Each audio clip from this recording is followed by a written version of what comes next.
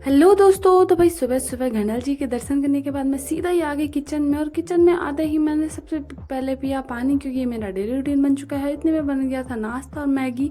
इतने में नाश्ता करके हम सीधा ही आ गए छन्नी, और छन्नी में दिया अपनी गाय को सबसे पहले पानी, क्योंकि भाई काफ़ी लेट हो चुका था। और उसके बाद नहा गए और फटाफट से कपड़े भी धो दिए थे, क्योंकि भाई आज धूप बहुत अच्छी लगी है। और इतने में बन गया था ना खाना, और खाने में बना था मोटी दाल और इसका आनंद। और बज गए थे शाम के 5 और सीधा ही चले गए मंदिर।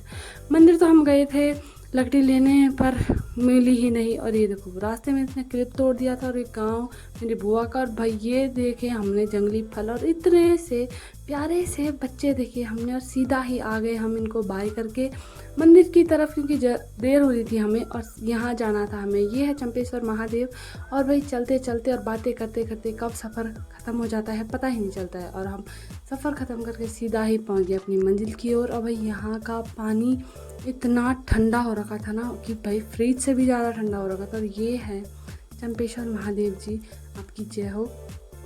और भाई हम सीधा गए शिवलिंग में जल चढ़ाने, और नंदी बाबा को दिया धूप। और शनिवार था तो पीपल के पेड़ की करनी थी परिक्रमा, तो जल्दी जल्दी किए। और भाई ये काय के फूल हैं, इतने बड़े बड़े और इतने अच्छे प्यारे लग रहे थे ना।